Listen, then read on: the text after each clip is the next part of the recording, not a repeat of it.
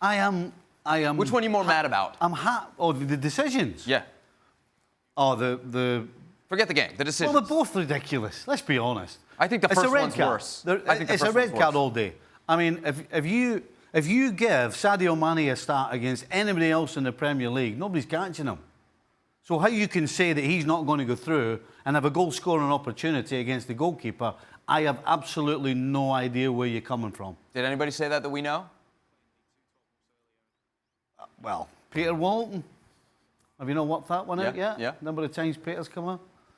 You're going to remember that when he comes on here again. Don't you worry about that. Because he was working for UK and he actually television. said, by the way, that the second one wasn't a penalty, I believe. He changed his mind. Well, yeah, he changed his mind. Again, the second one, the referee's in the perfect position. He gets pushed in the back. Keita gets pushed in the back. He gets his foot stepped on too. So take your pick. Foot, I know. Take your pick. And you've also got a linesman, by the way, who's right in line with what's happening. So if the referee wants to try and turn around and say that he couldn't see that, then you've got an official who's there to help him, who actually helped him later on in the game with a handball in exactly the same position. Don't even talk to him about Jordan Henderson at right back. He was awful. But here's the thing. I don't know. I'm angry at the decisions. I'm happy that Liverpool gains another point and actually gets a bigger lead. Right. But I'm also a little worried because this is the second home game in the trot where Liverpool have struggled. And it might seem a strange thing to say. They beat Crystal Palace and they scored 4. The truth is, they lost 3. Horrible defending. They scored 4 goals, but 3 of those were just complete and utter luck. And then they turn round today against Leicester and they can't break them down. They never looked like breaking them down. I have to say, watching you in our green room, at this rate, I'm not totally convinced you're going to get through to me. If they keep playing like this at home... Don't pay for that golf membership anymore, because I don't think you're going to need it at this rate. But I tell you what, similar to Man City yesterday, not as quick a start, but a great start with the Mane goal, and kind of similar, then got a bit sluggish and a bit sloppy. So it was a kind of similar performance from both teams where they clearly were not at their best. However, I don't know how any professional can sit and look at that first non-call on Mane when he's through. I don't know how any professional can sit and say, well, it wasn't going to be, and forget last man, because that's not the rule, if it was going to be a clear goal-scoring opportunity. Because the ball was inside the penalty area, so it was inside the width of the 18 yards. It was 10 yards. And Mane was going to get onto it. There's no defender in sight. And unless he'd fallen over by himself, which you could say if he was, 18 yards from goal, it could happen, then there's no way in the world he's doing anything else but having an opportunity. Maybe it's not a goal, but he's having an opportunity. And then the penalty kick was a clear penalty kick. The one thing I would say is Premier League are very late compared to other leagues with this VAR. It's supposed to be the most expensive, the best, the most watched league in the world, but it has some of the poorest referees at the moment. And Martin Atkinson, in my opinion, is not one of them. I actually think he's one of the better referees who had a bad night. But I think as a generalisation, the officiating in the Premier League in England has been on a slippery slope for a while. And I think we saw that not only in the Liverpool game tonight, but in other games that we're going to look at in a little bit. We mentioned our colleague Peter Walton. He was on the commentary on BT Sport, and he said that was not a red card on Maguire. Do you agree? No, I think it is. And 3 for 3.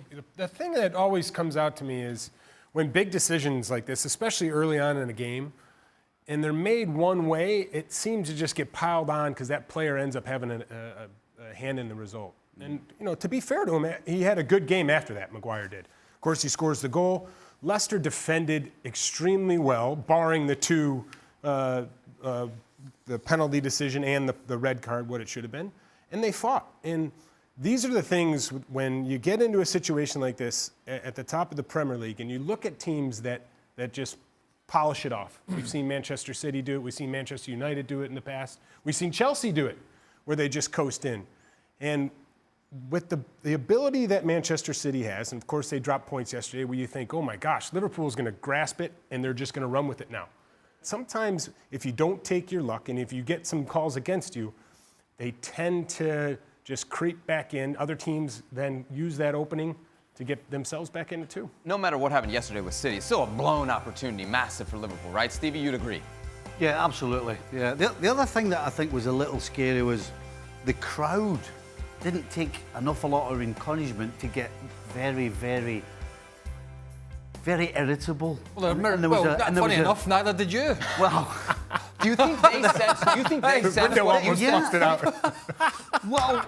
well, yes. I don't think there's any way that anybody could suggest that the crowd didn't get a little antsy, and that definitely transfers onto the field of play. You know, Liverpool, you try to break a team down. You don't have a lot of space. You do need to take some chances and try and play some passes. They didn't. They went very safe. Everything was sideways.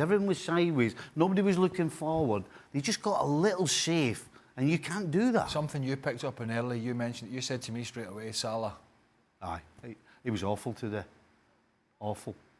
I mean, honestly, he should have been the one that should have been substituted. And then when you bring Sturridge on, bring Sturridge on and you see him out more on the right side than you do see him through the middle. It didn't seem to click today. No. Yeah, but I mean, look.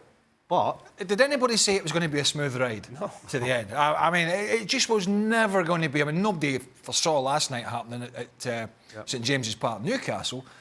But maybe City are feeling the pressure as well. And it's not ideal for either side. Of course it's not. But, it's a point at home. It's 5 points in the league. You saw that there. And you brush yourself down, you go away, you hope you don't pick up any more injuries because you need to get your proper right back in.